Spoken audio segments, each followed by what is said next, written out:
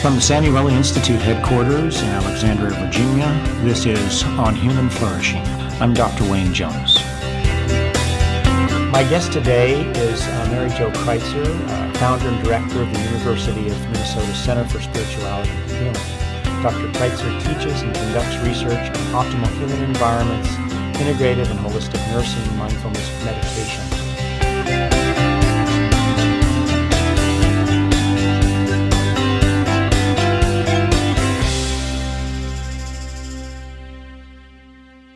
Before we get into sort of the topics, I want to hear a little bit about how you got involved in this. I mean, you've done some things that are very atypical for your average nurse and even your average academic. I mean, how did you get started in the area of holistic care and why?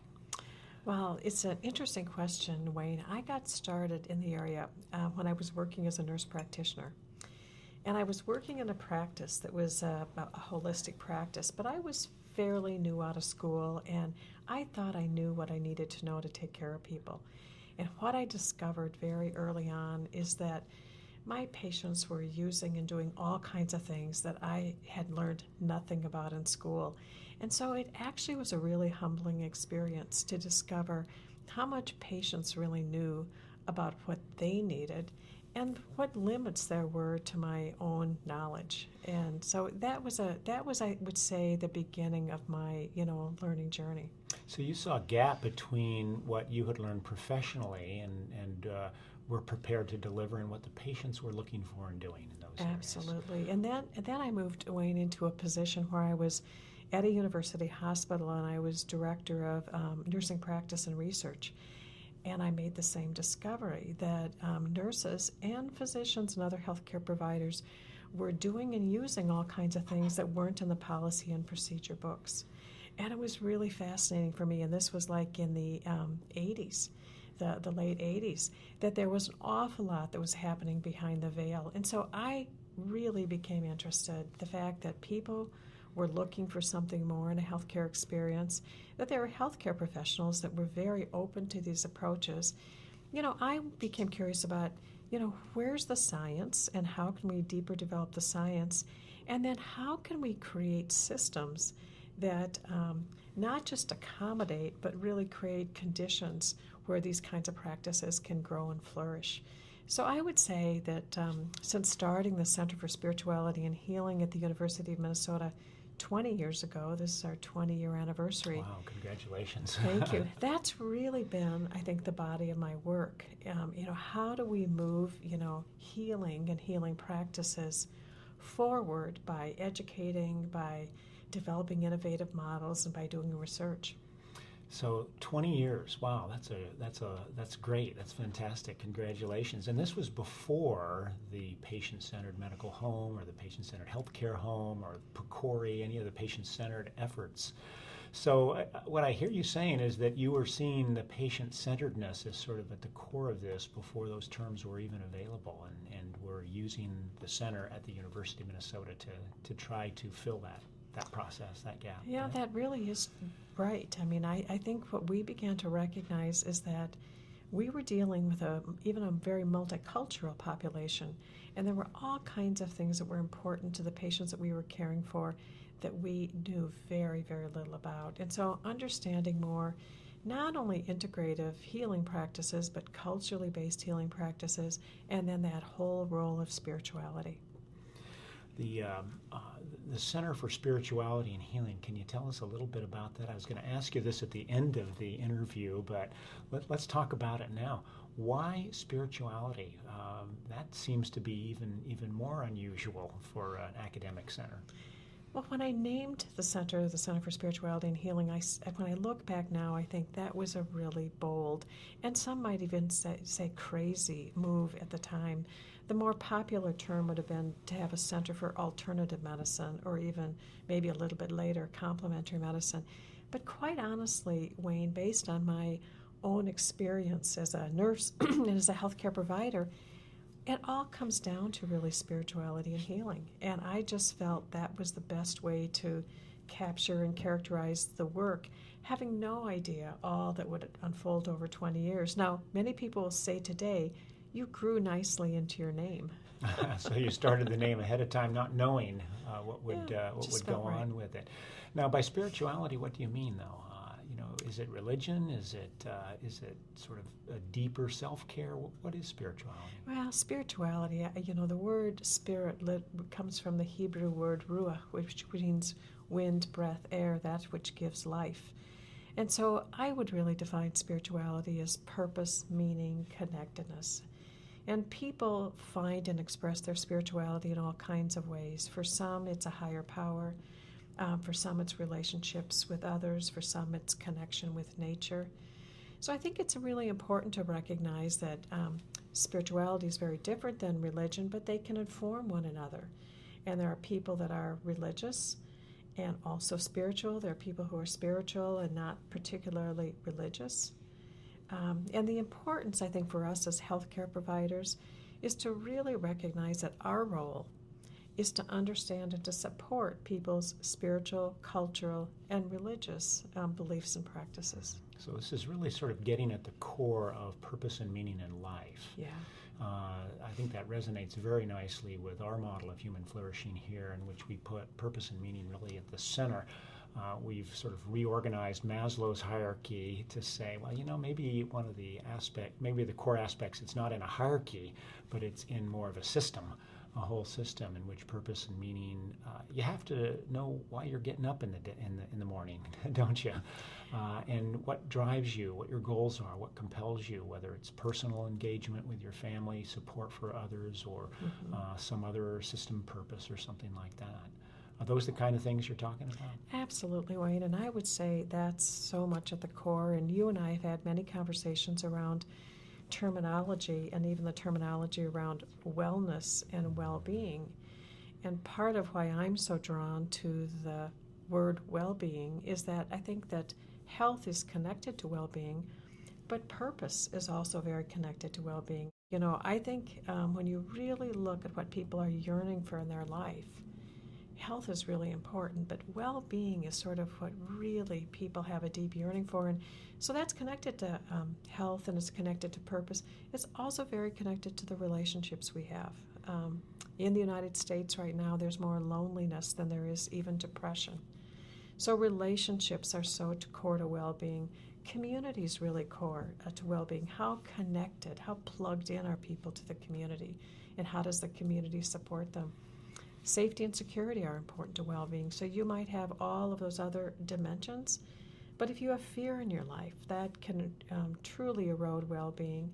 And then lastly, I think the environment is really critical to well-being. And when I think of the environment, I think of not only clean air, clean water, freedom from toxins, but I also think access to nature.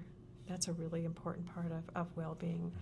So that more and more is what the Center for Spirituality and Healing focuses on. We're very focused still on, culture, spirituality, integrative healing practices. We work with many hospitals and healthcare institutions and senior living institutions about becoming optimal healing environments.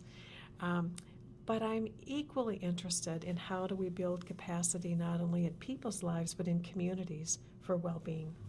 Yeah, so you've taught me about the word well-being, and I love your model. It's such a clear and simple framework. It's different than wellness, though. One of the things you've taught me is that well-being and wellness are different. Can you talk a little bit about that? Well, I think of wellness as being more of a state that people are trying to achieve, and there's a lot of activities that we can do to support our wellness. And certainly we know that there's a lot of lifestyle things, what we eat, how much we exercise, how much we sleep, how we manage our stress. Those are all activities that can help us achieve wellness. But there's a lot of people that have chronic diseases that they'll always be living with. And for many of those people, when you talk about wellness, it's like they feel like, well, they're never going to be well in that way, absence of disease. Right. Whereas well-being is just a much bigger and broader concept. We changed our policy group because of you, as you know, from creating health leadership group to creating well-being leadership group because of that, and I think that's really made all the difference in many ways. Talk a little bit, if you will, about nursing.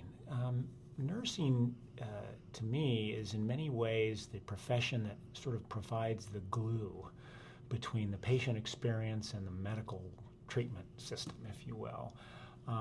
Nurses sort of are holding the caring, if you will, of the patient in a system that is really about trying to treat them, in some cases, as a part.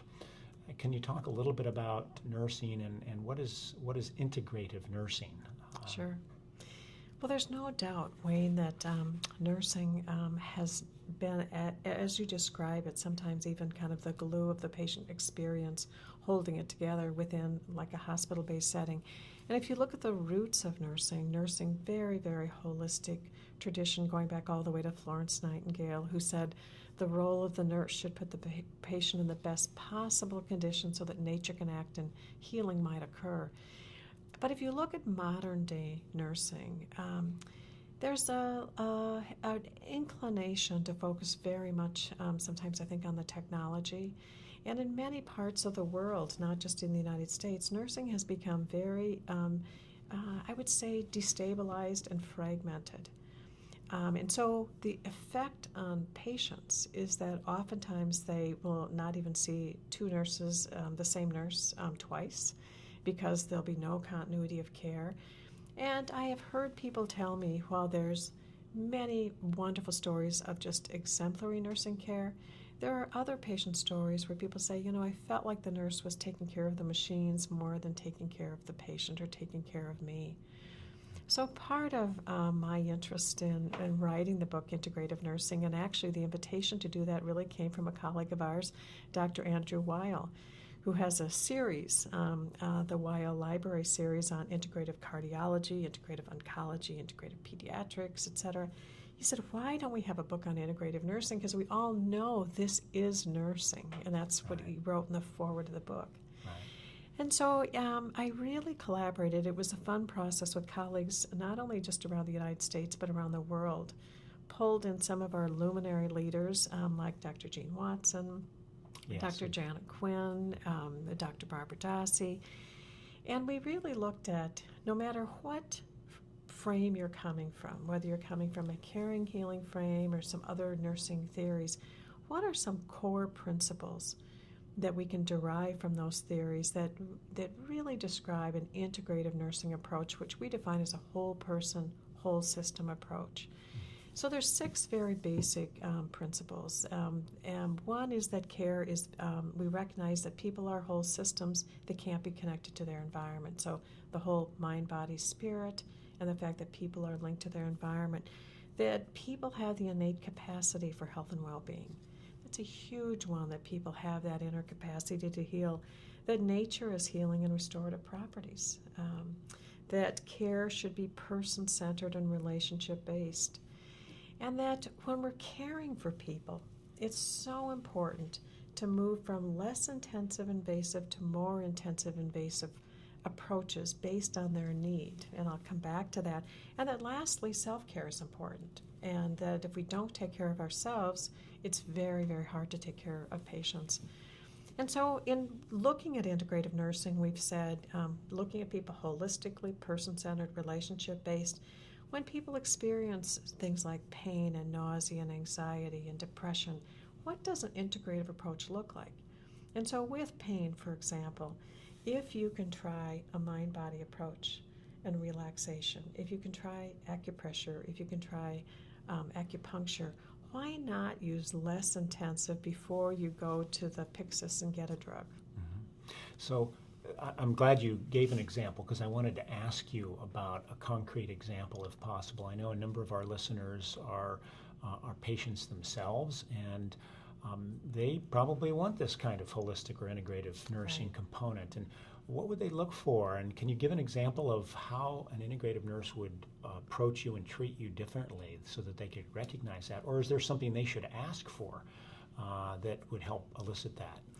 Well, we're working with many hospitals around the country to really develop integrative nursing as their practice framework. And what I hope, Wayne, people would experience is that they would have a nurse that would be very present to them, that would deeply listen, that would have eye contact, that would touch them, that would know their story, to know their family members. mean, there's nothing more important than that. I would hope that they would have a nurse that would provide some coordination and continuity of care. There's nothing more annoying to a hospitalized patient to have person after person after person come in and ask the same questions, where there's just no continuity of story because, in fact, sometimes nobody knows the story. To have a nurse that's incredibly attentive to not only tests and procedures and things that need to be done around physical care, but also really attentive to the symptoms that people are experiencing and really has in mind, how do I ease the suffering and how do I help people become, more comfortable. So the presence of this nurse and the interaction with this nurse should be immediately obvious to a patient, that they're there for them, and that they're hearing and listening to what their needs are and attempting to provide it in the gentlest and the most effective way. Doesn't this take time? I mean, are they going to have to spend more time with the patient? Is this going to be part of their normal health care that they get reimbursed, or is it something that they're going to have to pay extra for? Or, No, it should be part of every patient's experience. And Wayne, it's such a good question, but in truth, it doesn't take more time. If I'm changing a dressing and I have eye contact, and if I listen to you, and if it's an uncomfortable procedure, if I guide you through a relaxation, that doesn't take more time. If you're nauseated and I offer you an essential oil like pepper or ginger, instead of offering a drug first, or say, let's try an Accuband because let's try an acupressure point. So, not everything, takes more time. But the other big connection I want to make, Wayne, is between this work and your work around optimal healing environments, because these two bodies of work are very, very linked. So optimal healing environments, and I had the pleasure of working with you about 10 years ago when this framework was even coming together. One aspect of it is focusing on healing relationships. Well, being person-centered, relationship-based, fits within that healing relationship. Another part of optimal healing environment are healing practices. And that's very much what we talk about with integrative nursing. What are all the healing practices, including mindfulness, that we can kind of bring to the patient experience? And then the last one is healing spaces, which is perfect. And healing spaces is bringing fully the whole work around evidence-based design and the whole role about nature and the healing power of nature, and how do we create spaces that embody that. So these two pieces of work, I think, are very linked. What we're trying to do now, and I know this is of great interest to you as well, is sometimes people say, well, these concepts are great, but give me the specifics. What can I do tomorrow? Right.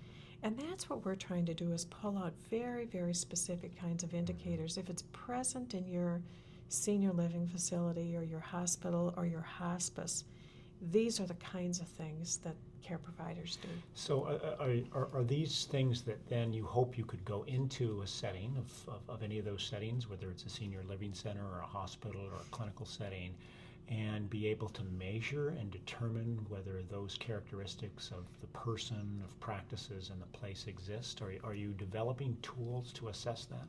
Well, we're very interested, Wayne, in doing that. And, there's sort of two ways to capture information. One is data. So we're interested in capturing data, and the other is story. So one of the initiatives that we've been very involved with is at the University of Minnesota with the pediatric bone marrow transplant program. So sickest kids on the planet. And some people might think that's the last place you try to do this. But the medical director of that program was passionate about, how do we really ease the suffering and support not only these kids but their family members, as well as the staff. And so in that initiative, from the time of diagnosis all the way through their whole experience, whether it's to cure or whether it's into palliative care, end of life, they have integrative therapies available. And it's just part of the care that's available. And that's what I hope all institutions will have. And so it should be obvious to patients when they walk in, or they're in those, and persons when they're in those environments, that there are available. And it's a different kind of place than what they normally expect. I know you have taught at the university the principles of optimal healing environments, and you've used the model in the textbook actually around those areas. how does this get scaled? I mean, there's some examples, great examples, and you've mentioned a couple of those here. But how does this get scaled? Right now we're in the midst of trying to cover a lot of people with Obamacare so that they get basic medical coverage. But I haven't seen a lot about getting basic healing coverage in those areas. Is it possible for those involved in policy to make this worthwhile and create incentives so that this becomes a standard part of practice? Well, I have a couple thoughts about that. I think that as leaders, we really have to be adept at making not only the clinical case, but the business case for why healing and kind of why integrative therapies, why integrative nursing. And more, Wayne, what I try to do is link it very much to the triple aim. So much right now is focused on the triple aim. How do we improve the health of the population? How do we improve the patient experience? And how do we reduce costs? So it's not bringing an integrative approach or optimal healing environments into an organization just for the sake of we think it's a nice idea or nice to do. We have to tie it to very core vision, mission, and priorities within an institution. And I actually think in some ways it's easier to make that case today than it's ever been because of the triple aim, because of how now more and more institutions are being reimbursed on the value of care that's being delivered and the outcomes that they achieve. So I think that's a door we need to go through. Right. So as we move towards a pay-for-performance system, as long as that performance includes the patient experience and the patient outcomes, and not just lowering costs, but includes lowering costs, then these principles become useful in those areas. Exactly. Especially. Yeah, great. Well, you mentioned leaders, and leaders are sort of the key to all of this, isn't it, to get these into organizations.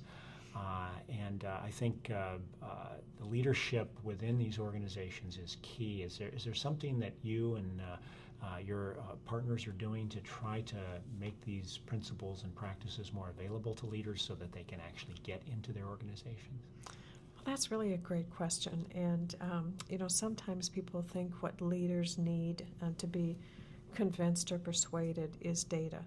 And certainly data is important, and we both really respect and value data. But I think more and more, Wayne, leaders also really to have experiences so that they can kind of experience some of what this is a really powerful way to begin an exploration and open the door. And when I work with leaders, I often think the place to begin is not by bringing in solutions and bringing in this is the way it should be done. Rather, deeply listen and to encourage leaders to deeply listen. And what I think happens when leaders kind of step into that place of really listening to not only people, patients, families, staff members, then it begins to emerge, what are the possibilities and what people are really looking for and yearning for in an experience. And then, I think it's important to kind of look at, what's feasible in that particular organization, and then finally what's viable over time, so what has viability. I'm real concerned that sometimes these practices are seen as peripheral. They're just frosting on the cake. It's like if we have funding, we'll do it, but when funding goes away, we don't do it. So my interest in work is much more about how do we make these embedded, integrated, and sustainable. Right, yeah. And your example about listening is something that I've noticed and experienced with you as a leader in this field for many, many years, and in many ways is the essence of what now is often called mindfulness, or at least it's a manifestation of mindfulness, so I appreciate that. Mary Jo, thank you for participating in this podcast with us. I think our listeners will be very excited about that, and we'll link them up to some of the work that you're doing and the related work that the Institute is doing here. And I know that you're here now facilitating a palliative care program for holistic care here, and we thank you also for that and look forward to those activities in the future. Thank you. For nurses in the field of integrative health care, the ability to listen to patients and have a deep understanding of their physical, spiritual, and personal needs goes beyond routine care. The concept of well-being focuses on all aspects of a person, from the mind, body, and spirit, and the environment and social relationships and the communities in which they live. All of these embody the pillars of optimal human environments as described by Samuel Institute. In a flourishing society, there needs to be a consideration of all these factors in order to thrive. And with institutions such as the Center for Spirituality and Healing, the shift in focus to the whole person is becoming more mainstream.